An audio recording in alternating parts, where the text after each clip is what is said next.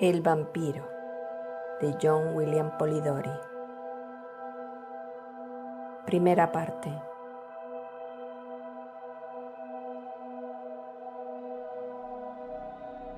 Sucedió en medio de las disipaciones de un duro invierno en Londres. Apareció en diversas fiestas de los personajes más importantes de la vida nocturna y diurna de la capital inglesa. Un noble, más notable por sus peculiaridades que por su rango, miraba a su alrededor como si no participara de las diversiones generales. Aparentemente, solo atraían su atención las risas de los demás, como si pudiera acallarlas a su voluntad y amedrentar aquellos pechos donde reinaba la alegría y la despreocupación. Los que experimentaban esta sensación de temor no sabían explicar cuál era su causa. Algunos la atribuían a la mirada gris y fija que penetraba hasta lo más hondo de una conciencia, hasta lo más profundo de un corazón, aunque lo cierto era que la mirada solo recaía sobre una mejilla con un rayo de plomo que pesaba sobre la piel que no lograba atravesar.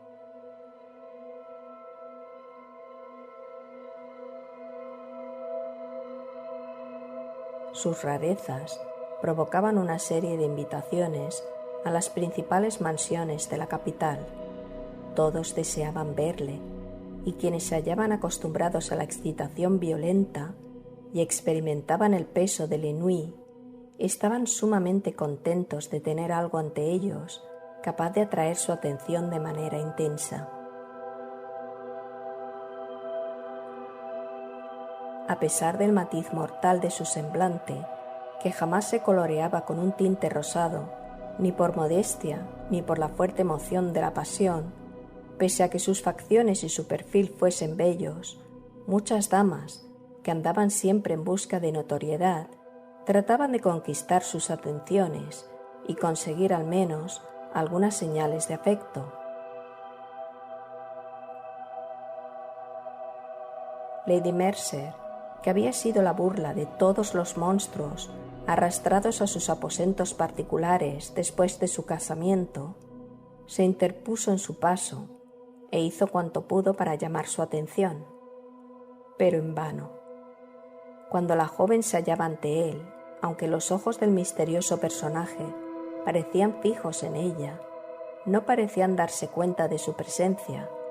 Incluso su imprudencia parecía pasar desapercibida a los ojos del caballero, por lo que, cansada de su fracaso, abandonó la lucha. Mas, aunque las vulgares adúlteras no lograron influir en la dirección de aquella mirada, el noble no era indiferente al bello sexo. Si bien era tal la cautela con que se dirigía tanto a la esposa virtuosa como a la hija inocente, que muy pocos sabían que hablase también con las mujeres. Sin embargo, pronto se ganó la fama de poseer una lengua meritoria, y bien fuese porque la misma superaba el temor que inspiraba aquel carácter tan singular, o porque las damas se quedaron perturbadas ante su aparente odio del vicio, el caballero no tardó en contar con admiradoras, tanto entre las mujeres que se ufanaban de su sexo, junto con sus virtudes domésticas, como entre las que manchaban con sus vicios.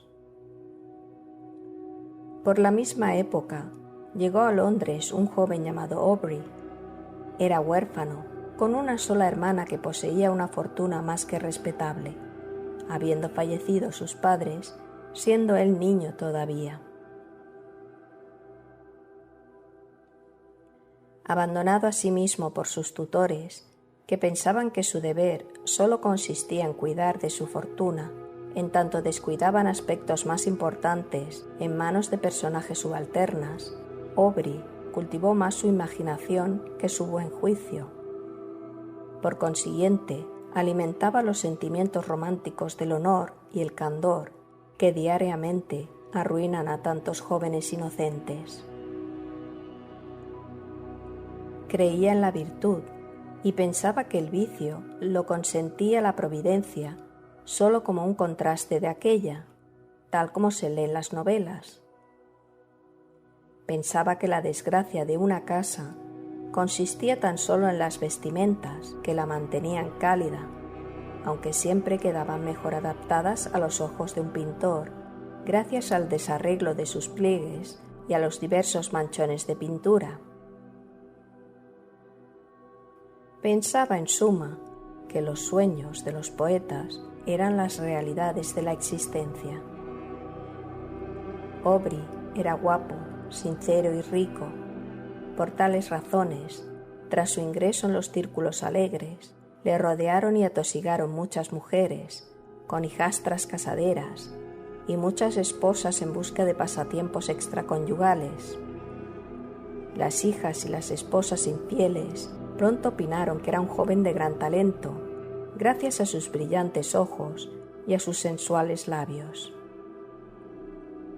Adherido al romance de sus solitarias horas, Aubrey se sobresaltó al descubrir que, excepto en las llamas de las velas, que chisporroteaban no por la presencia de un duende, sino por las corrientes de aire, en la vida real no existía la menor base para las necedades románticas de las novelas de las que había extraído sus pretendidos conocimientos. Hallando, no obstante, cierta compensación a su vanidad satisfecha, estaba a punto de abandonar sus sueños cuando el extraordinario ser antes mencionado y descrito se cruzó en su camino. Le escrutó con atención, y la imposibilidad de formarse una idea del carácter de un hombre tan completamente absorto en sí mismo, de un hombre que representaba tan pocos signos de la observación de los objetos externos a él, aparte del tácito reconocimiento de su existencia, implicado por la evitación de su contacto, dejando que su imaginación ideara todo aquello que halagaba su propensión a las ideas extravagantes, pronto convirtió a semejante ser en el héroe de un romance, y decidió observar aquel retoño de su fantasía más que al personaje en sí mismo. Trabó amistad con él, fue atento con sus nociones y llegó a hacerse notar por el misterioso caballero. Su presencia acabó por ser reconocida. Se enteró gradualmente de que Lord Ruthven tenía unos asuntos algo embrollados y no tardó en averiguar, de acuerdo con las notas halladas en la calle, que estaba a punto de emprender un viaje.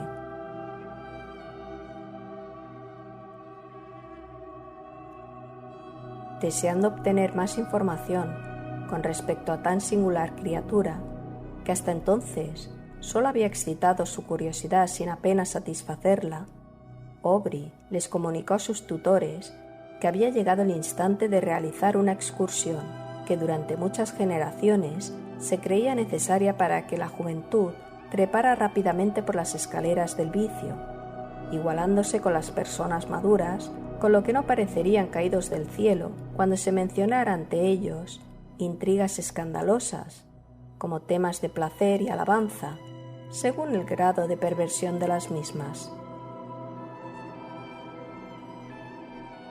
Los tutores accedieron a su petición e inmediatamente Aubrey le contó sus intenciones a Lord Ruthven, sorprendiéndose agradablemente cuando éste le invitó a viajar en su compañía. Muy ufano de esta prueba de afecto por parte de una persona que aparentemente no tenía nada en común con los demás mortales, aceptó encantado. Unos días más tarde ya habían cruzado el Canal de la Mancha. Hasta entonces, Aubrey no había tenido oportunidad de estudiar a fondo el carácter de su compañero de viaje, y de pronto descubrió que, aunque gran parte de sus acciones eran plenamente visibles, los resultados ofrecían unas conclusiones muy diferentes, de acuerdo con los motivos de su comportamiento. Hasta entonces, Aubrey no había tenido oportunidad de estudiar a fondo el carácter de su compañero de viaje, y de pronto descubrió que, aunque gran parte de sus acciones eran plenamente visibles, los resultados ofrecían conclusiones muy diferentes, de acuerdo con los motivos de su comportamiento. Su compañero era muy liberal. El vago, el ocioso y el pordiosero recibían de su mano más de lo necesario para aliviar sus necesidades más perentorias. Pero Aubrey observó asimismo que Lord Ruthven jamás aliviaba las desdichas de los virtuosos, reducidos a la indigencia por la mala suerte, a los cuales despedía sin contemplaciones y aún con burlas. Cuando alguien acudía a él, no para remediar sus necesidades, sino para poder hundirse en la lujuria o en las más tremendas iniquidades, Lord Ruthven jamás negaba su ayuda. Sin embargo, Aubrey atribuía esta nota de su carácter a la mayor importunidad del vicio, que generalmente es mucho más insistente que el desdichado y el virtuoso indigente. En las obras de beneficencia del Lord había una circunstancia que quedó muy grabada en la mente del joven. Todos aquellos a quienes ayudaba Lord Ruthven inevitablemente veían caer una maldición sobre ellos, pues eran llevados al cadalso o se hundían en la miseria más abyecta. En Bruselas y otras ciudades por las que pasaron, Aubrey se asombró ante la aparente avidez con que su acompañante buscaba los centros de los mayores vicios. Solía entrar en los garitos de faro donde apostaba, y siempre con fortuna, salvo cuando un canalla era su antagonista, siendo entonces cuando perdía más de lo que había ganado antes, pero siempre conservaba la misma expresión pétrea, imperturbable, con la que generalmente contemplaba la sociedad que le rodeaba. No sucedía lo mismo cuando el noble se tropezaba con la novicia juvenil o con un padre infortunado de una familia numerosa. Entonces su deseo parecía la ley de la fortuna, dejando de lado su abstracción, al tiempo que sus ojos brillaban con más fuego que los del gato cuando juega con el ratón ya moribundo. En todas las ciudades dejaba la florida juventud asistente a los círculos por él frecuentados, echando maldiciones. En la soledad de una fortaleza del destino que la había arrastrado hacia él al alcance de aquel mortal enemigo. Asimismo, muchos padres sentábanse coléricos en medio de sus hambrientos hijos, sin un solo penique de su anterior fortuna, sin lo necesario siquiera para satisfacer sus más acuciantes necesidades. Sin embargo, cuando ganaba en las mesas de juego, lo perdía inmediatamente, tras haber esquilmado algunas grandes fortunas de personas inocentes. Este podría ser el resultado de cierto grado de conocimiento, capaz de combatir la destreza de los más experimentados. Aubrey deseaba a menudo decirle todo esto a su amigo, suplicarle que abandonase esa caridad y estos placeres que causaban la ruina de todo el mundo, sin producirle a él beneficio alguno. Pero demoraba esta súplica, porque un día y otro esperaba que su amigo le diera una oportunidad de poder hablarle con franqueza, cosa que nunca ocurrió. Lord Ruthven, en su carruaje y en medio de la naturaleza más lujuriosa y salvaje, siempre era el mismo.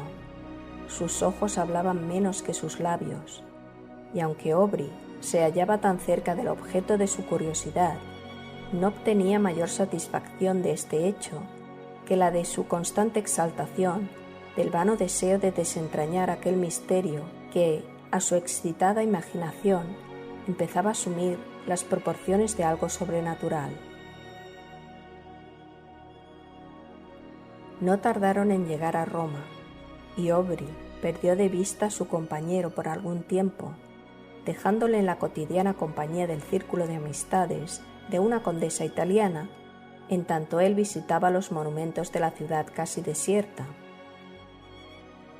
Estando así ocupado, llegaron varias cartas de Inglaterra, que abría con impaciencia. La primera era de su hermana, dándole las mayores seguridades de su cariño. Las otras eran de sus tutores, y la última le dejó asombrado. Si antes había pasado por su imaginación que su compañero de viaje poseía algún malvado poder, aquella carta parecía reforzar tal creencia. Sus tutores insistían en que abandonase inmediatamente a su amigo, urgiéndole a ello en vista de la maldad que tal personaje, a causa de sus casi irresistibles poderes de seducción, que tornaban sumamente peligrosos sus hábitos para con la sociedad en general. Habían descubierto que su desdén hacia las adúlteras no tenía su origen en el odio a ellas, sino que había requerido, para aumentar su satisfacción personal, que las víctimas, los compañeros de la culpa, fuesen arrojadas desde el pináculo de la virtud inmaculada a los más hondos abismos de la infamia y la degradación. En resumen, que todas aquellas damas a las que había buscado, aparentemente por sus virtudes, habíanse quitado la máscara desde la partida de Lord Ruthven y no sentían ya el menor escrúpulo en exponer toda la deformidad de sus vicios a la contemplación pública.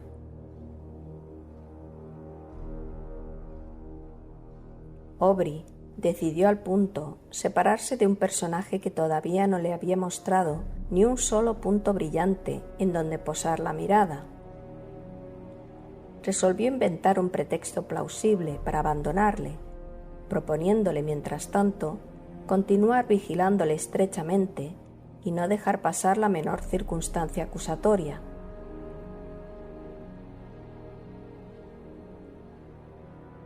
De este modo, penetró en el mismo círculo de amistades que Lord Ruthven y no tardó en darse cuenta de que su amigo estaba dedicado a ocuparse de la inexperiencia de la hija de la dama, cuya mansión frecuentaba más que a menudo.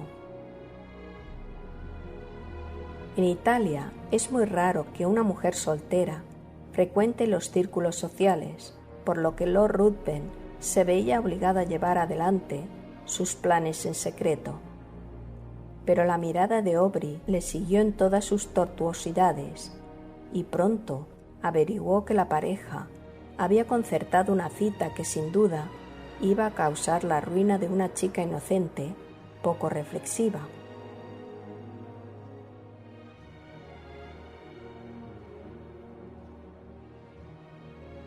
Sin pérdida de tiempo, se presentó en el apartamento de su amigo y bruscamente le preguntó cuáles eran sus intenciones con respecto a la joven, manifestándole al propio tiempo que estaba enterado de su cita para aquella misma noche.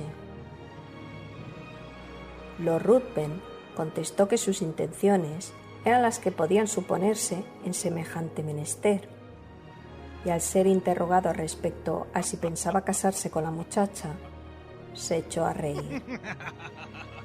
Aubrey se marchó e inmediatamente redactó una nota alegando que, desde aquel momento, renunciaba a acompañar a Lord Ruthven durante el resto del viaje. Luego le pidió a su sirviente que buscase otro apartamento y fue a visitar a la madre de la joven, a la que informó de cuanto sabía, no solo respecto a su hija, sino también al carácter de Lord Ruthven. La cita quedó cancelada. Al día siguiente, Lord Ruthven se limitó a enviar a su criado con una comunicación en la que se avenía a una completa separación, mas sin insinuar que sus planes hubieran sido arruinados por la intromisión de Aubrey. Tras salir de Roma, el joven dirigió sus pasos a Grecia y tras cruzar la península llegó a Atenas. Allí fijó su residencia en casa de un griego, no tardando en hallarse sumamente ocupado en buscar las pruebas de la antigua gloria de unos monumentos que, avergonzados al parecer de ser testigos mudos de las hazañas de los hombres que antes fueron libres para convertirse después en esclavos, se hallaban escondidos debajo del polvo o de intrincados líquenes. Bajo su mismo techo habitaba un ser tan delicado y bello que podía haber sido la modelo de un pintor que deseara llevar a la tela la esperanza prometida a los seguidores de Mahoma en el paraíso, salvo que sus ojos eran demasiado pícaros y vivaces para pretender a un alma y no a un ser vivo. Cuando bailaba en el prado o correteaba por el monte, parecía mucho más ágil y veloz que las gacelas y también mucho más grácil. Era, en resumen, el verdadero sueño de un epicuro.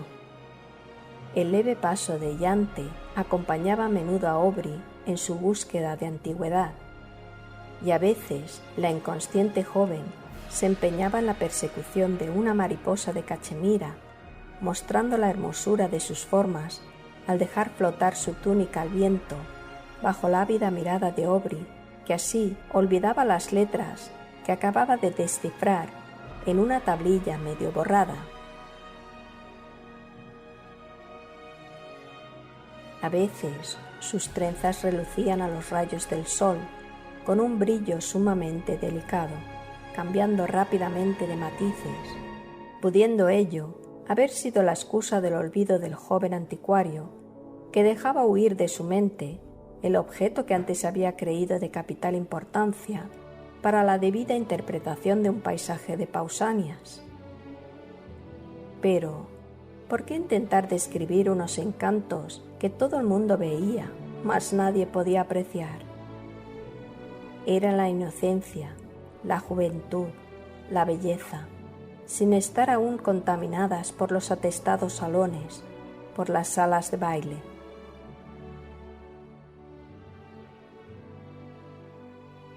Mientras el joven anotaba los recuerdos que deseaba conservar en su memoria para el futuro, la muchacha estaba a su alrededor, contemplando los mágicos efectos del lápiz que trazaban los paisajes de su solar patrio. Entonces, ella le describía las danzas en la pradera, pintándoselas con todos los colores de su juvenil paleta, las pompas matrimoniales, entrevistas en su niñez, y refiriéndose a los temas que, evidentemente, más la habían impresionado, hablaba de los cuentos sobrenaturales de su nodriza. Su afán y la creencia en lo que narraba excitaron el interés de Aubrey.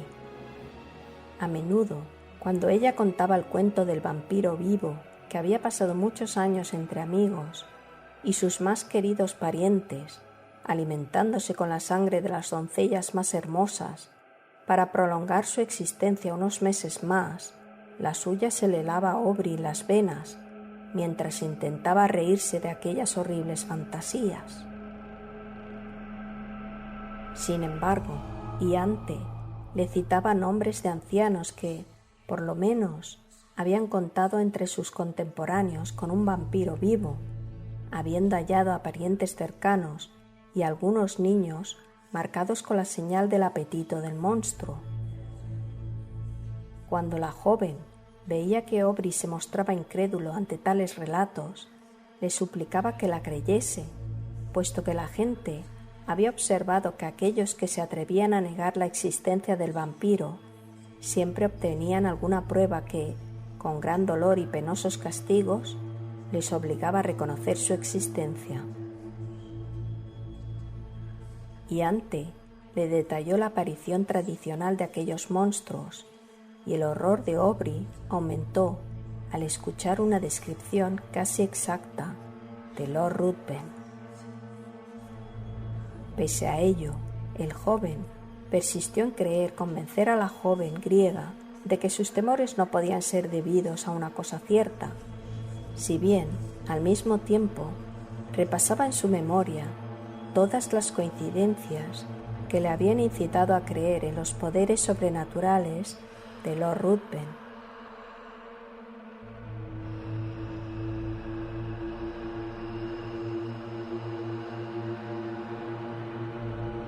Aubrey cada día sentíase más ligado a Yante, ya que su inocencia, tan en contraste con las virtudes fingidas de las mujeres entre las que había buscado su idea de romance, había conquistado su corazón.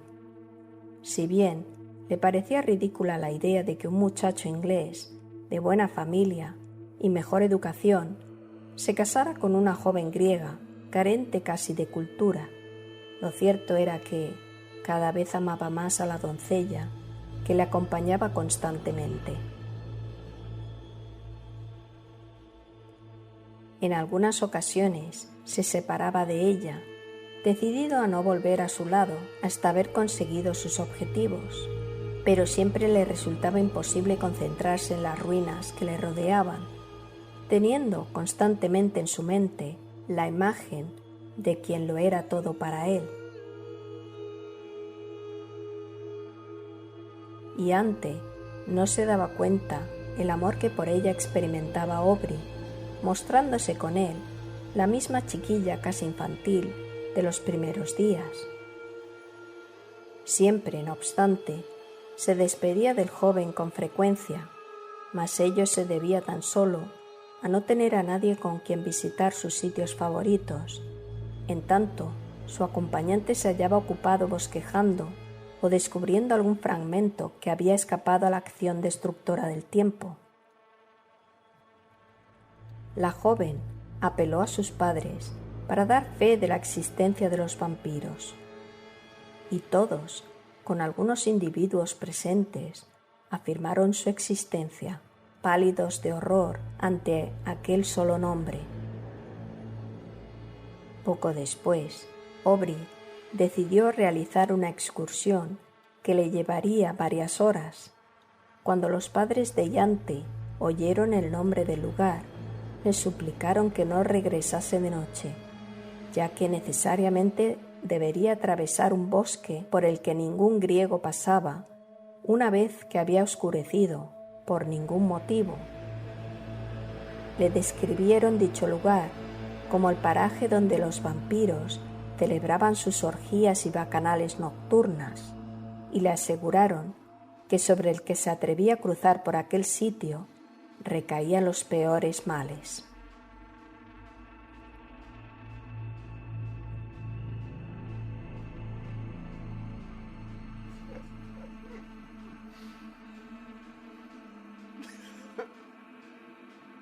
Aubrey no quiso hacer caso de tales advertencias, tratando de burlarse de aquellos temores, pero cuando vio que todos se estremecían ante sus risas por aquel poder superior o infernal, cuyo solo nombre le lava la sangre, acabó por callar y ponerse grave.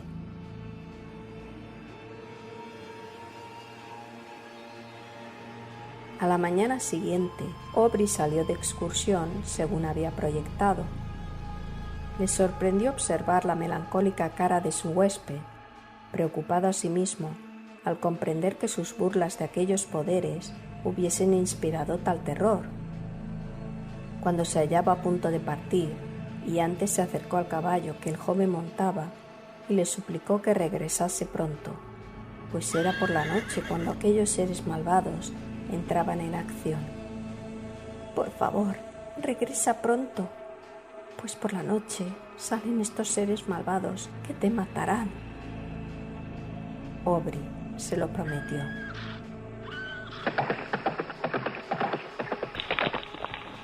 Sin embargo, estuvo tan ocupado en sus investigaciones que no se dio cuenta de que el día iba dando fin a su reinado y que en el horizonte aparecía una de aquellas manchas que en los países cálidos se convierten muy pronto en una masa de nubes tempestuosas, vertiendo todo su furor sobre el desdichado país. Finalmente montó a caballo, decidido a recuperar su retraso. Pero ya era tarde, y en los países del sur apenas existe el crepúsculo. El sol se pone inmediatamente y sobreviene la noche. Aubrey se había demorado con exceso. Tenía la tormenta encima, los truenos apenas le concedían un respiro entre sí, y el fuerte aguacero se abría paso por entre el espeso follaje. En tanto, el relámpago azul parecía caer a sus pies. El caballo se asustó de repente y emprendió un galope alocado por entre el espeso bosque. Por fin, agotado de cansancio, el animal se paró y Aubrey descubrió a la luz de los relámpagos que estaba en la vecindad de una choza que apenas se destacaba por entre la hojarasca y la maleza que le rodeaba. Desmontó y se aproximó cojeando, con el fin de encontrar a alguien que pudiera llevarle a la ciudad, o al menos obtener asilo contra la furiosa tormenta. Cuando se acercaba a la cabaña, los truenos, que habían callado al instante, le permitieron oír unos gritos femeninos, gritos mezclados con risotadas de burla, todo como en un solo sonido.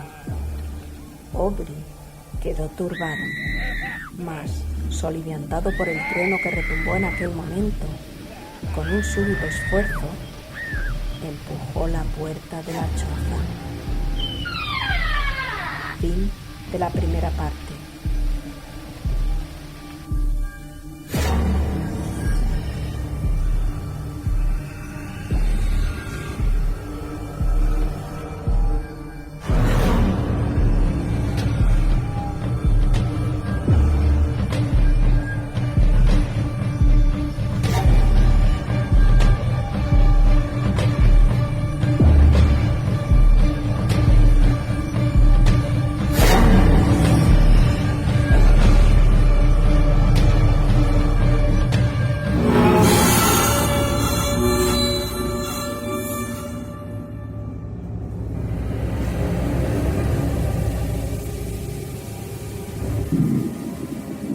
El vampiro, de John William Polidori.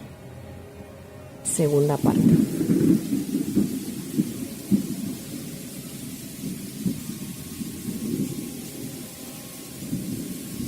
No vio más que densas tinieblas, pero el sonido le guió. Aparentemente, nadie se había dado cuenta de su presencia, pues aunque llamó, los mismos sonidos continuaron sin que nadie reparase, al parecer, en él. No tardó en tropezar con alguien a quien apresó inmediatamente. De pronto, una voz volvió a gritar de manera ahogada, y al grito sucedió una carcajada. Aubrey hallóse al momento asido por una fuerza sobrehumana. Decidido a vender cara a su vida, luchó, mas en vano. Fue levantado del suelo y arrojado de nuevo al mismo, con una potencia enorme. Luego, su enemigo se le echó encima y, arrodillado sobre su pecho, le rodeó la garganta con las manos.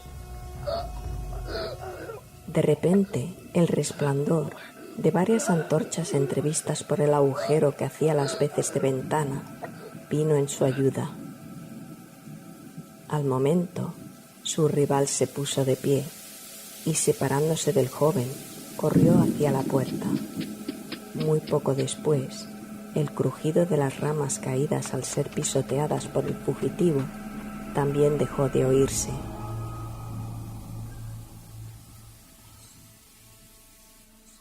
La tormenta había cesado y Aubrey, incapaz de moverse, gritó, siendo oído poco después por los portadores de antorchas.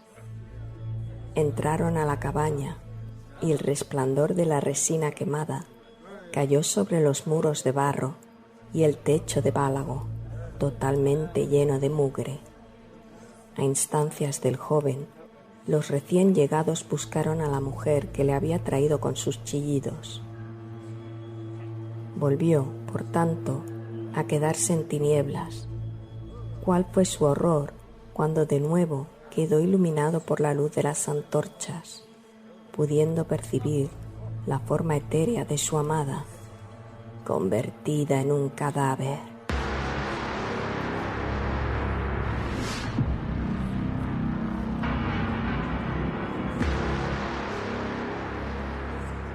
Cerró los ojos, esperando que solo se tratase de un producto espantoso de su imaginación, pero volvió a ver la misma forma al abrirlos, tendida a su lado.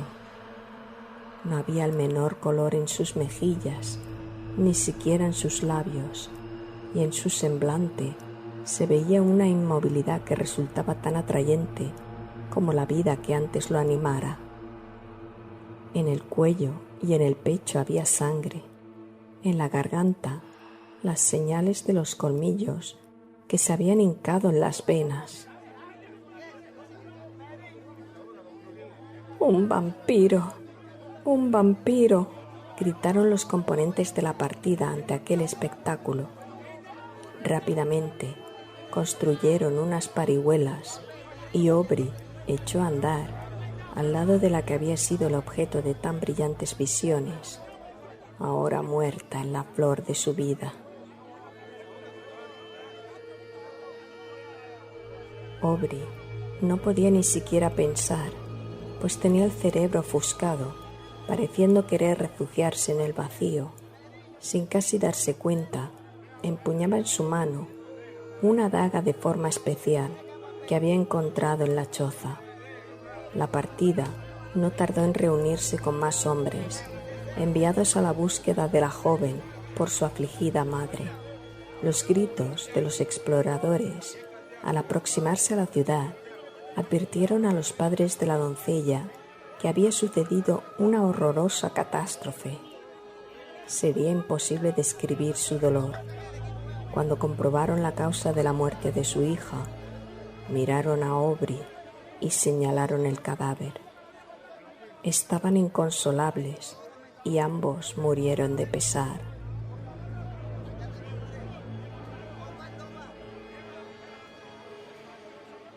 Aubrey, ya en la cama, padeció una violentísima fiebre con mezcolanza de delirios. En esos intervalos llamaba a Lord Ruthven y a Iante mediante cierta combinación que le parecía una súplica a su antiguo compañero de viaje para que perdonase la vida de la doncella.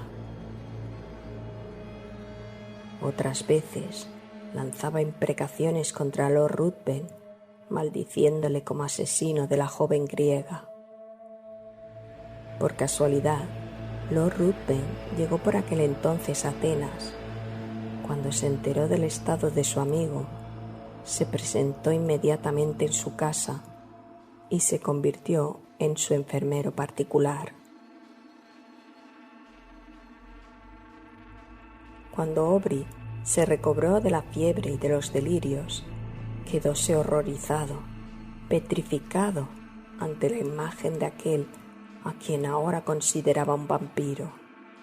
Lord Ruthven, con sus amables palabras que implicaban casi cierto arrepentimiento por la causa que había motivado su separación, y la ansiedad, las atenciones y los cuidados prodigados a Aubrey, hicieron que éste pronto se reconciliase con su presencia. Lord Ruthven parecía cambiado, no siendo ya el ser apático de antes, que tanto había asombrado a Aubrey. Pero tan pronto terminó la convalescencia del joven, su compañero volvió a ofrecer la misma condición de antes, y Aubrey ya no distinguió la menor diferencia, salvo que a veces veía la mirada de Lord Ruthven fija en él, al tiempo que una sonrisa maliciosa flotaba en sus labios. Sin saber por qué, aquella sonrisa le molestaba. Durante la última fase de su recuperación, Lord Ruthven pareció absorto en la contemplación de las olas que levantaba en el mar la brisa marina, o en señalar el progreso de los astros que, como el nuestro, dan vueltas en torno al sol. Y más que nada, parecía evitar todas las miradas ajenas.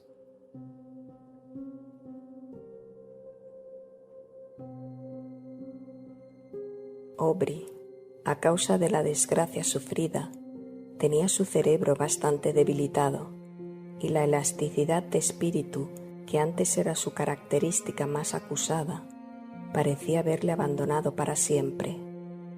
No era tan amable del silencio y la soledad como Lord Ruthven, pero deseaba estar solo, cosa que no podía conseguir en Atenas.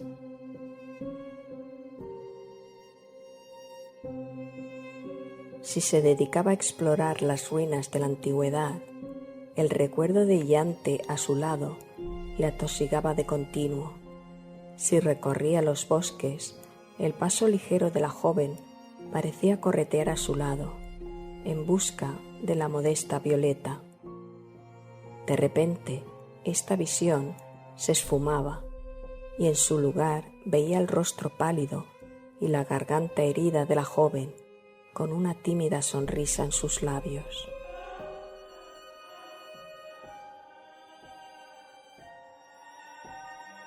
Decidió rehuir tales visiones, que en su mente creaban una serie de amargas asociaciones.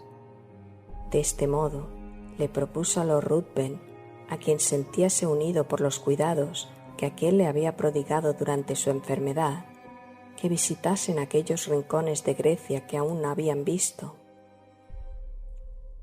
Los dos recorrieron la península en todas las direcciones, buscando cada rincón que pudiera estar unido a un recuerdo. Pero aunque lo exploraron todo, nada vieron que llamase realmente su interés. Oían hablar mucho de diversas bandas de ladrones, mas gradualmente fueron olvidándose de ellas, atribuyéndolas a la imaginación popular o a la invención de algunos individuos cuyo interés consistía en excitar la generosidad de aquellos a quienes fingían proteger de tales peligros.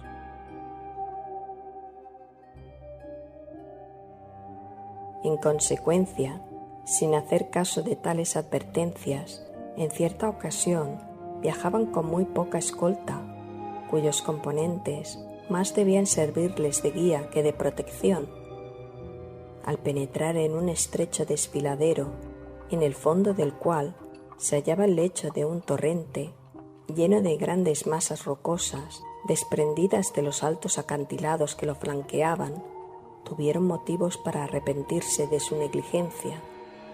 Apenas se habían adentrado por paso tan angosto cuando se vieron sorprendidos por el silbido de las balas que pasaban muy cerca de sus cabezas y las detonaciones de varias armas.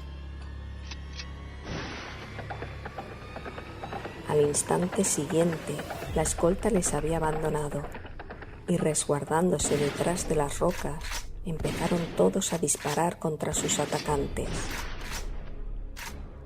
Lord Ruthven y Aubrey, imitando su ejemplo, se retiraron momentáneamente al amparo de un recodo del desfiladero, avergonzados por asustarse tanto ante un vulgar enemigo que con gritos insultantes les combinaba seguir avanzando, y estando expuestos al mismo tiempo a una matanza segura si alguno de los ladrones se situaba más arriba de su posición y les atacaba por la espalda, determinaron precipitarse al frente en busca del enemigo. Apenas abandonaron el refugio rocoso, Lord Ruthven recibió en el hombro el impacto de una bala que le envió rodando al suelo. Aubrey corrió en su ayuda, sin hacer caso del peligro a que se exponía, mas no tardó en verse rodeado por los malhechores, al tiempo que los componentes de la escolta, al ver herido a Lord Ruthven, levantaron inmediatamente las manos en señal de rendición. Mediante la promesa de grandes recompensas, Aubrey logró convencer a sus atacantes para que trasladasen a su herido amigo a una cabaña situada no lejos de allí. Tras haber concertado el rescate a pagar, los ladrones no le molestaron, contentándose con vigilar la entrada de la cabaña hasta el regreso de uno de ellos, que debía percibir la suma prometida gracias a una orden firmada por el joven. Las energías de Lord Ruthven disminuyeron rápidamente.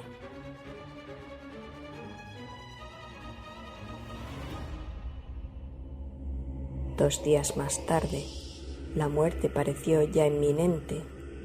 Su comportamiento y su aspecto no habían cambiado, pareciendo tan inconsciente al dolor como a cuanto le rodeaba. Hasta el fin del 3er día, su mente pareció extraviarse y su mirada se fijó insistentemente en Aubrey, el cual sintióse impulsado a ofrecerle más que nunca su ayuda. «Sí, tú puedes salvarme. Puedes hacer aún mucho más. No me refiero a mi vida, pues temo tan poco a la muerte como al término del día. Pero puedes salvar mi honor. Sí, puedes salvar el honor de tu amigo». «Decidme cómo», asintió Aubrey, «y lo haré». «Es muy sencillo. Yo necesito muy poco. Mi vida necesita espacio. No puedo explicarlo todo. Mas si callas cuanto sabes de mí, mi honor se verá libre de las murmuraciones del mundo. Y si mi muerte es por algún tiempo desconocida en Inglaterra, yo viviré. Nadie lo sabrá». «Júralo», exigió el moribundo, incorporándose con gran violencia. «Júralo, por las almas de tus antepasados, por todos los temores de la naturaleza. Jura que, durante 1 año y 1 día, no le contarás a nadie mis crímenes ni mi muerte. Pase lo que pase, veas lo que veas». Sus ojos parecían querer salir de sus órbitas. «Lo juro», exclamó Aubrey. Lord Ruthven se dejó caer sobre la almohada, lanzando una carcajada, y expiró. Aubrey retiróse a descansar, mas no durmió, pues su cerebro daba vueltas y más vueltas sobre los detalles de su amistad con tan extraño ser, y sin saber por qué, cuando recordaba el juramento prestado, sentíase invadido por un frío extraño, con el presentimiento de una desgracia inminente. Levantóse muy temprano al día siguiente e iba ya a entrar en la cabaña donde había dejado el cadáver, cuando uno de los ladrones le comunicó que ya no estaba allí, puesto que él y sus camaradas lo habían transportado a una cima de la montaña, según la promesa hecha al difunto de que lo dejarían expuesto al primer rayo de luna después de su muerte. Aubrey quedóse atónito ante aquella noticia. Junto con varios individuos, decidió ir hacia donde había dejado a Lord Ruthven para enterrarlo debidamente. Pero, una vez en la cumbre de la montaña, no halló ni rastro del cadáver, ni de sus ropas, aunque los ladrones juraron que era aquel el lugar en que dejaron al muerto.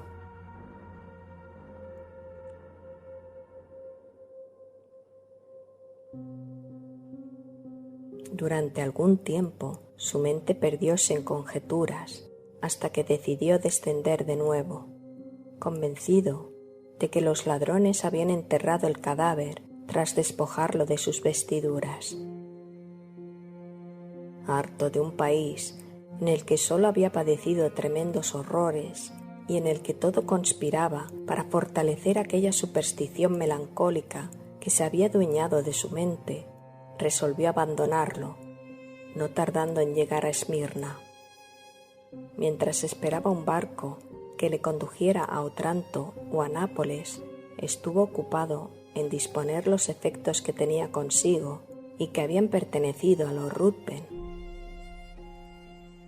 Entre otras cosas, halló un estuche que contenía varias armas, más o menos adecuadas para asegurar la muerte de una víctima. Dentro se hallaban varias dagas y yataganes. Mientras los examinaba, asombrado ante sus curiosas formas, grande fue su sorpresa al encontrar una vaina ornamentada en el mismo estilo que la daga hallada en la choza fatal. Aubrey se estremeció y, deseando obtener nuevas pruebas, buscó la daga. Su horror llegó a su culminación cuando verificó que la hoja se adaptaba a la vaina pese a su peculiar forma. No necesitaba ya más pruebas, aunque sus ojos parecían como pegados a la daga, pese a lo cual todavía se resistía a creerlo. Sin embargo, aquella forma especial, los mismos esplendorosos adornos del mango y la vaina no dejaban el menor resquicio a la duda. Además, ambos objetos mostraban gotas de sangre. Partió de Esmirna y ya en Roma sus primeras investigaciones se refirieron a la joven que él había intentado arrancar a las artes seductoras de los Ruthven. Sus padres se hallaban desconsolados, totalmente arruinados, y a la joven no se le había vuelto a ver desde la salida de la capital de los Ruthven. El cerebro de Aubrey estuvo a punto de desquiciarse ante tal cúmulo de horrores, temiendo que la joven también hubiese sido víctima del mismo asesino de Iante. Aubrey tornóse más callado y retraído, y su sola ocupación consistió ya en apresurar a sus postillones como si tuviese la necesidad de salvar a un ser muy querido. Llegó a Calais y una brisa que parecía obediente a sus deseos no tardó en dejarle a las costas de Inglaterra. Corrió a la mansión de sus padres y allí, por un momento, pareció perder, gracias a los besos y abrazos de su hermana, todo recuerdo del pasado. Si antes, con sus infantiles caricias, ya había conquistado el afecto de su hermano, ahora que empezaba a ser mujer, todavía la quería más. La señorita Aubrey no poseía la alada gracia que atrae las miradas y el aplauso de las reuniones y fiestas. No había en ella el ingenio ligero que solo existe en los salones. Sus ojos azules jamás se iluminaban con ironías o sarcasmos. En toda su persona había como un halo de encanto melancólico que no se debía a ninguna desdicha, sino a un sentimiento interior que parecía indicar un alma consciente de un reino más brillante. No tenía el paso leve, que atrae como el vuelo grácil de la mariposa, como un color grato a la vista. Su paso era sosegado y pensativo. Cuando estaba sola, su semblante jamás se alegraba con una sonrisa de júbilo, pero al sentir el afecto de su hermano y olvidar en su presencia los pesares que le impedían el descanso, ¿quién no habría cambiado una sonrisa por tanta dicha? Era como si los ojos de la joven, su rostro entero, jugasen a la luz de su esfera propia. Sin embargo, la muchacha solo contaba 18 años, por lo que no había sido presentada en sociedad, habiendo juzgado sus tutores que debían demorarse tal acto hasta que su hermano regresara del continente, momento en que se constituiría en su protector. Por tanto, resolvieron que darían una fiesta con el fin de que ella apareciese en escena. Aubrey habría preferido estar apartado de todo bullicio, alimentándose con la melancolía que le abrumaba. No experimentaba el menor interés por las frivolidades de personas desconocidas, aunque se mostró dispuesto a sacrificar su comodidad para proteger a su hermana. De esta manera, no tardaron en llegar a su casa de la capital, a fin de disponerlo todo para el día siguiente, elegido para la fiesta. La multitud era excesiva, una fiesta no vista en mucho tiempo, donde todo el mundo estaba ansioso de dejarse ver. Aubrey apareció con su hermana. Luego, estando solo en un rincón, mirando a su alrededor con muy poco interés, pensando abstraídamente que la primera vez que había visto a Lord Ruthven había sido en aquel mismo salón, sintiéndose de pronto cogido por el brazo, al tiempo en que sus oídos resonaba una voz que recordaba demasiado bien. Acuérdate del juramento.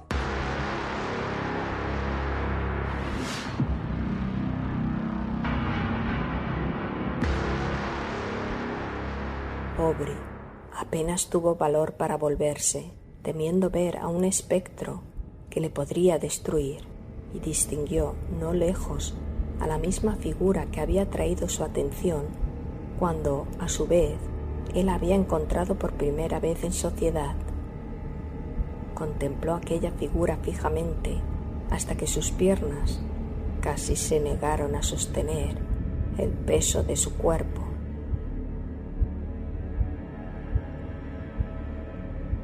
Luego, asiendo a un amigo del brazo, subió a su carruaje y le ordenó al cochero que le llevase a su casa de campo.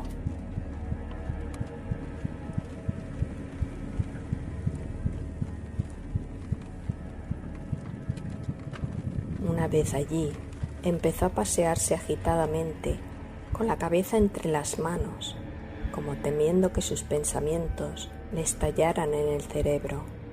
Lord Ruthven había vuelto a presentarse ante él y todos los detalles se encadenaron súbitamente ante sus ojos: la daga, la vaina, la víctima, su juramento.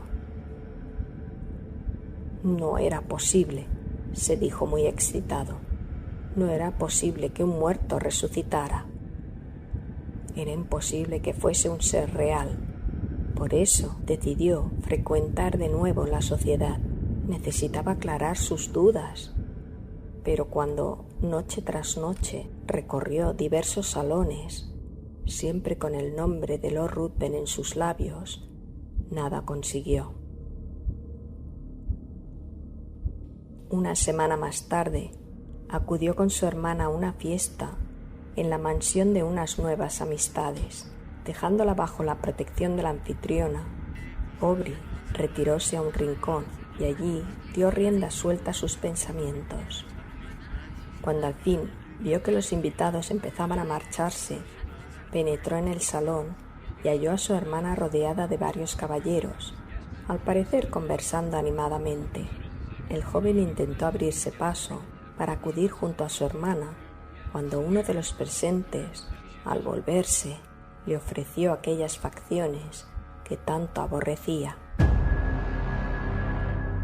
Aubrey dio un tremendo salto, tomó a su hermana del brazo y apresuradamente la arrastró hacia la calle.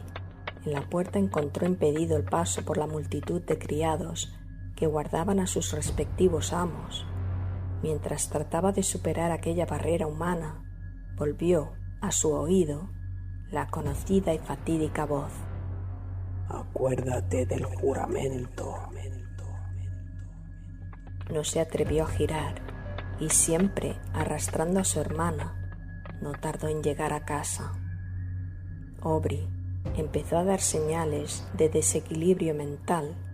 Si antes su cerebro había estado solo ocupado por un tema, ahora se hallaba totalmente absorto en él, teniendo ya la certidumbre de que el monstruo continuaba viviendo.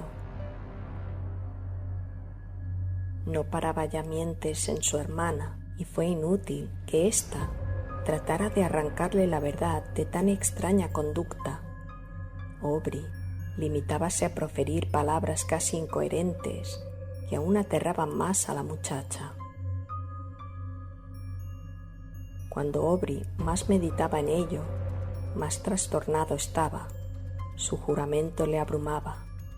Debía permitir, pues, que aquel monstruo rondase por el mundo en medio de tantos seres queridos, sin delatar sus intenciones.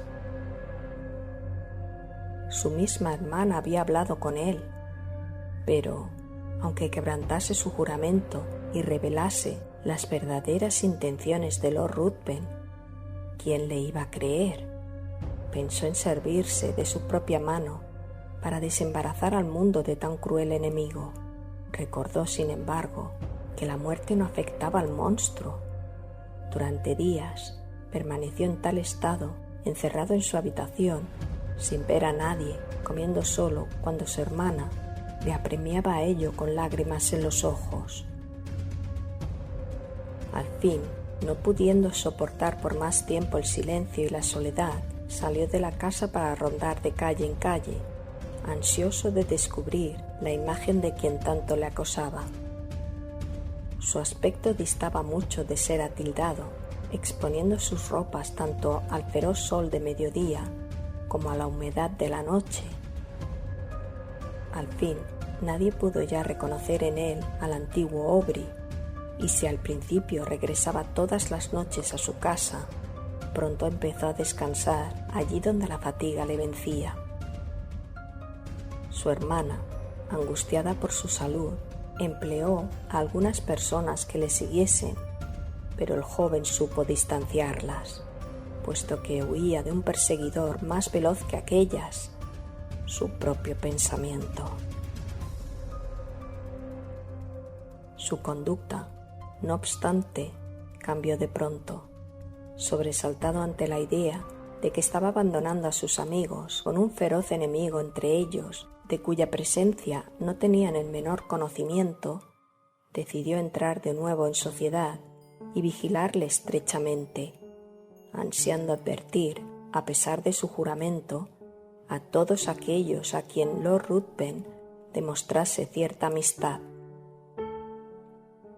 Mas al entrar en un salón, su aspecto miserable, su barba de varios días, resultaron tan sorprendentes, sus estremecimientos interiores tan visibles, que su hermana vióse al fin obligada a suplicarle que se abstuviese, en bien de ambos, a una sociedad que le afectaba de manera tan extraña.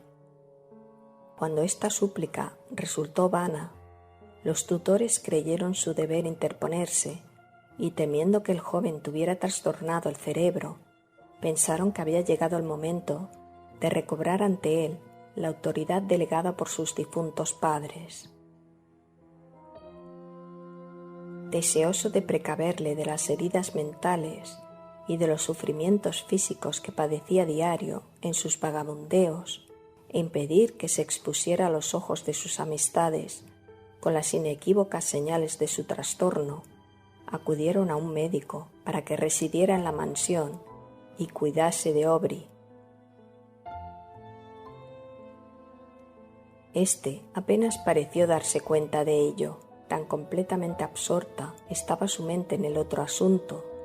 Su incoherencia acabó por ser tan grande que se vio confinado en su dormitorio. Allí pasaba los días tendido en la cama, incapaz de levantarse. Su rostro se tornó demacrado y sus pupilas adquirieron un brillo vidrioso. Solo mostraba cierto reconocimiento y afecto cuando entraba su hermana a visitarle.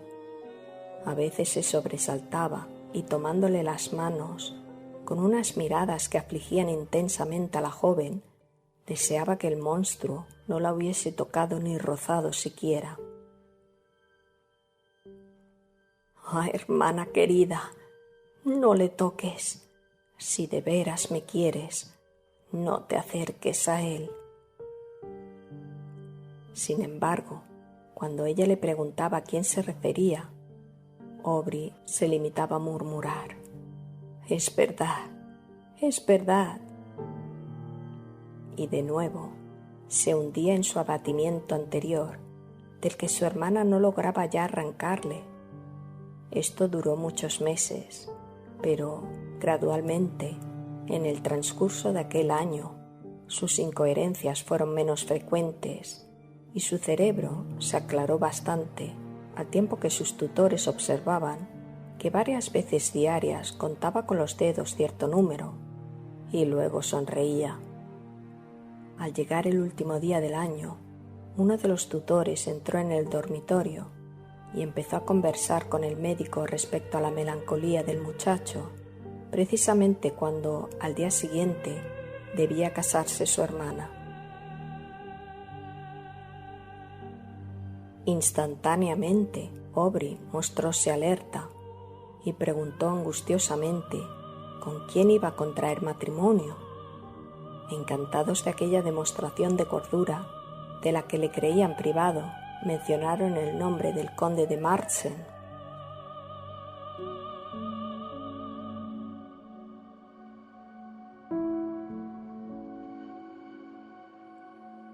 Creyendo que se trataba del joven conde al que él había conocido en sociedad, Aubrey pareció complacido y aún asombró más a sus oyentes al expresar su intención de asistir a la boda y su deseo de ver cuanto antes a su hermana. Aunque ellos se negaron a este anhelo, su hermana no tardó en hallarse a su lado. Aubrey, al parecer, no fue capaz de verse afectado por el influjo de la encantadora sonrisa de la muchacha, puesto que la abrazó, la besó en las mejillas, bañadas en lágrimas por la propia joven, al pensar que su hermano volvía a estar en el mundo de los cuerdos.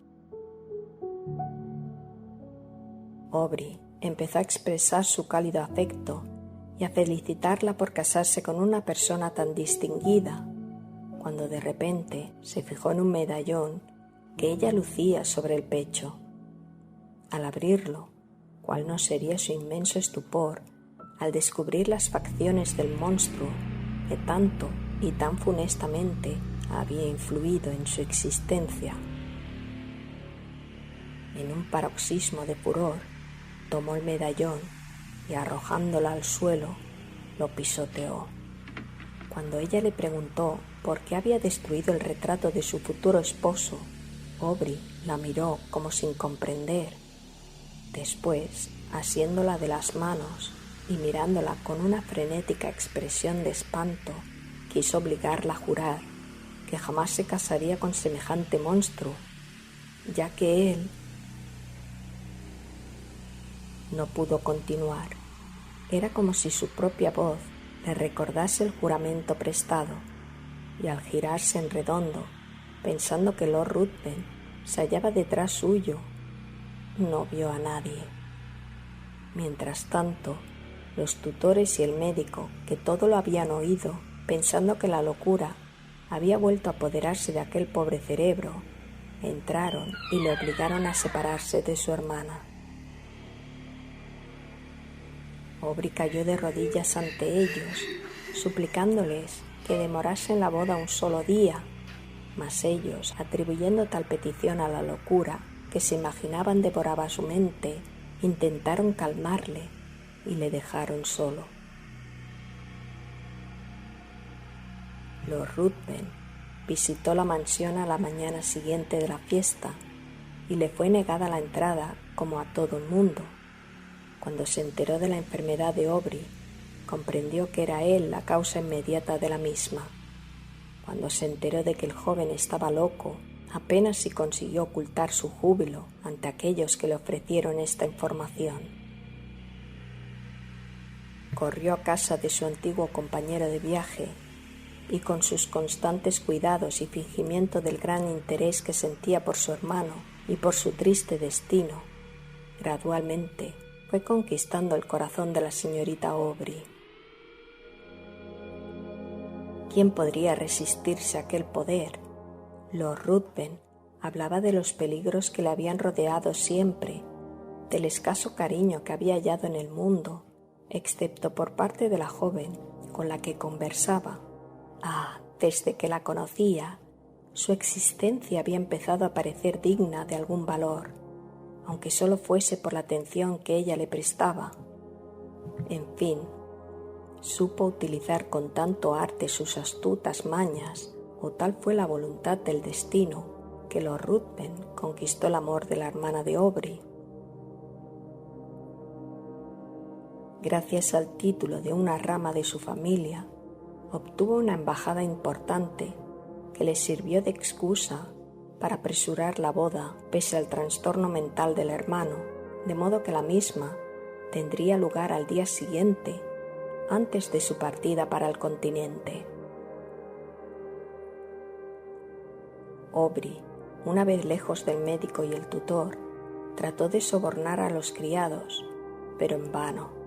Pidió pluma y papel, que le entregaron, y escribió una carta a su hermana, conjurándola, si en algo apreciaba su felicidad, su honor y el de quienes yacían en sus tumbas, que antaño la habían tenido en brazos como su esperanza y la esperanza de un buen nombre familiar, a posponer solo por unas horas aquel matrimonio sobre el que vertía sus más terribles maldiciones. Los criados prometieron entregar la misiva, mas como se la dieron al médico, éste prefirió no alterar a la señorita Aubrey con lo que consideraba era solamente la manía de un demente.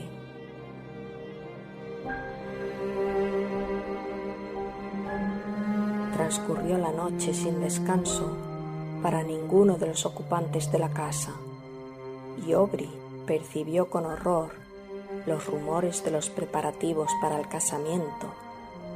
Vino la mañana y a sus oídos llegó el ruido de los carruajes al ponerse en marcha. Aubrey se puso frenético. La curiosidad de los sirvientes superó, al fin, a su vigilancia y gradualmente se alejaron para ver partir a la novia, dejando a Aubrey al cuidado de una indefensa anciana. Aubrey se aprovechó de aquella oportunidad, saltó fuera de la habitación y no tardó en presentarse en el salón donde todo el mundo se hallaba reunido, dispuesto para la marcha. Lord Ruthven fue el primero en divisarle e inmediatamente se le acercó, asiéndolo del brazo con inusitada fuerza para sacarle de la estancia, trémulo de rabia. Una vez en la escalinata, le susurró al oído: «Acuérdate del juramento y sabe que si hoy no es mi esposa, tu hermana quedará deshonrada. Las mujeres son tan frágiles». Así diciendo, le empujó hacia los criados, quienes, alertados ya por la anciana, le estaban buscando. Aubrey no pudo soportarlo más y al no hallar salida a su furor, se le rompió un vaso sanguíneo y tuvo que ser trasladado rápidamente a su cama. Tal suceso no le fue mencionado a la hermana, que no estaba presente cuando aconteció, pues el médico temía causarle cualquier agitación.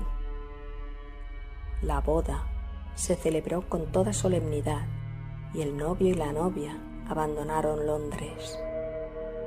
La debilidad de Aubrey fue en aumento y la hemorragia de sangre produjo los síntomas de la muerte próxima. Deseaba que llamaran a los tutores de su hermana y cuando éstos estuvieron presentes y sonaron las 12 campanadas de la medianoche, instantes que se cumplía el plazo impuesto a su silencio, relató apresuradamente cuanto había vivido y sufrido y falleció inmediatamente después.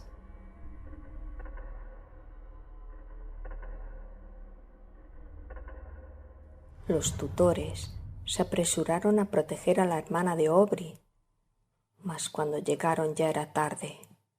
Lord Ruthven había desaparecido y la joven había saciado la sed de sangre de un vampiro.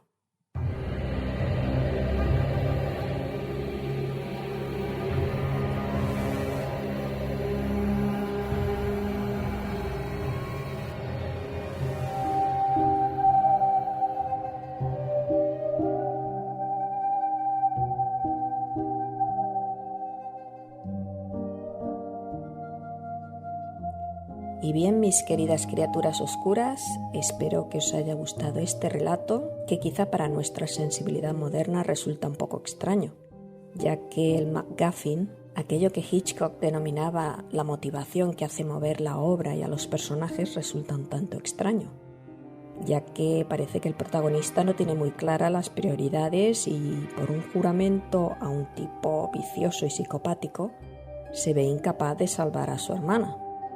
Sin embargo, siempre podemos pensar que tiene síndrome de Estocolmo, un síndrome de Estocolmo con esteroides. o que haya sido hipnotizado por una influencia vampírica e irresistible, o que quizá haya un sentimiento erótico o se haya enamorado del mismo vampiro, y eso explicaría que, pese a haber asesinado a su querida Yante, continúe el viaje con él.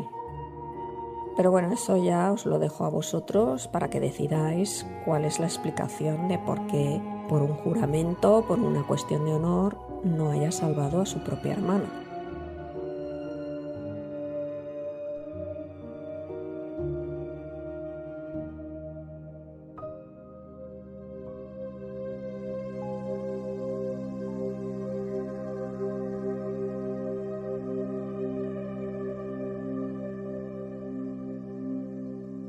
El vampiro, de John William Polidori, es una historia ampliamente conocida por los apasionados de la literatura vampírica. Este relato es de importancia fundamental en el género, ya que se presenta por primera vez al vampiro romántico, un atractivo aristócrata, dotado de astucia y encanto maligno, una criatura de tez pálida y hábitos nocturnos. Podríamos decir que es el precedente de Drácula de Bram Stoker. El relato fue publicado en 1819. Polidori ejercía como médico personal de George Gordon Byron, conocido como Lord Byron. Byron era un poeta enfermizo y se convirtió en una auténtica celebridad en su época debido a su talento literario, su carismática personalidad, su atractivo físico y los escándalos que rodearon su vida. Se dice que Byron fue la inspiración para su personaje vampírico, Lord Ruthven, un sofisticado aristócrata, encantador con las mujeres de la élite y bebedor de sangre. Curiosamente, Byron también desempeñó un papel relevante en la concepción del vampiro. Fue el autor del poema de Giaour, una obra lírica que abordaba el tema del vampirismo. Este poema, fruto de la inspiración de Byron tras un viaje a Turquía, narra la historia de un protagonista conocido como el Giaour, quien, al romper el orden social establecido y enamorarse de Leila, acaba asesinando a Hassan, el hombre que la arrojó al mar, y como consecuencia de sus actos, el Giaour se convierte en vampiro. En este caso, el vampiro de Byron surge cuando se traspasan los límites del status quo.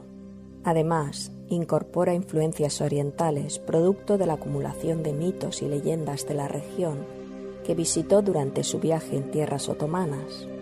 Polidori, inspirado por este poema, asoció la imagen del propio poeta, un ser de palidez cadavérica, siempre vestido de negro y con aversión hacia la carne. Así, en una noche de verano, en Villa Diodati, la residencia de Lord Byron en Ginebra, Polidori concibió su obra El vampiro.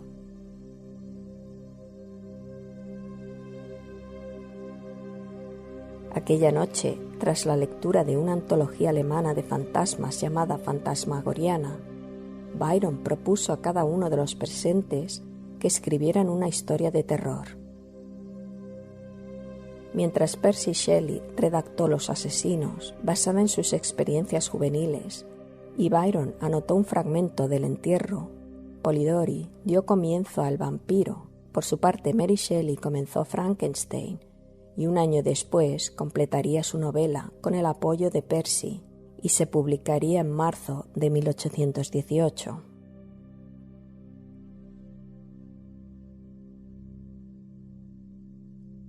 El vampiro tuvo un éxito rotundo en toda Europa. Su publicación hizo que otros escritores, como Charles Nodier, continuaran y adaptaran el famoso relato. Nodier fue el precursor del romanticismo francés, quien publicó en 1820 una continuación titulada Lord Ruthven o Los vampiros. Además, colaboró con T.F.A. Carmouche y el Marqués de Jouffroy en la creación de un melodrama titulado El vampiro, donde el personaje de Lord Ruthven reaparece en un castillo escocés. Esta pieza teatral se estrenó en el Théâtre de la Porte de Saint-Martin el 13 de junio de 1820 y en el mismo año se presentó en Londres con una adaptación titulada El vampiro o Las novias de las islas. El éxito fue tal que inspiró la creación de otros 2 melodramas, Los tres vampiros o El claro de luna, en 1820, de Gabriel y Armand Brasier, la comedia El vampiro, 1821, de Eugene Scribe, el espectáculo de circo Polichinela Vampiro, en 1822, y no menos de 7 óperas. El relato original de Polidori fue adaptado al teatro en múltiples ocasiones y su repercusión fue tan significativa que sentó las bases para el renacimiento triunfal del vampiro londinense en 1845. En aquel entonces, 2 escritores, James Malcolm Rymer y Thomas Becket Prest, transformaron a Lord Ruthven en el antihéroe, Barney el vampiro o El festín de sangre, una obra truculenta, originalmente en entregas que constaba de 220 capítulos, lo que en la época se llamaba Penny Dreadful, que por cierto hay una serie que se llama Penny Dreadful que os recomiendo vivamente. Se podría decir que la influencia de Lord Byron en la creación del vampiro es innegable. Incluso algunos llegaron a pensar que era de su autoría. De hecho, la relación entre Polidori y Byron es objeto de especulación y debate en la historia literaria. Algunos argumentan que Polidori tenía una admiración profunda por Byron y lo veía como una figura fascinante y carismática. Por otro lado, también se ha sugerido que Polidori experimentaba cierta envidia y resentimiento debido a su fama y popularidad.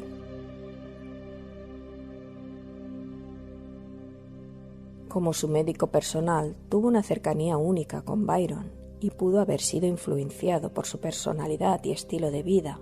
Además, la figura de Byron como poeta y su carácter escandaloso capturaron la atención de Polidori y seguramente fue la fuente de inspiración para la creación del personaje de Lord Ruthven.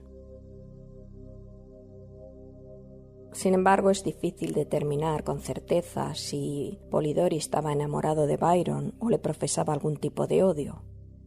Tampoco sabemos cuál era exactamente la relación entre jefe y empleado. Lo que sí sabemos es que el pobre Polidori no acabó muy bien, pero de eso ya hablaremos más adelante.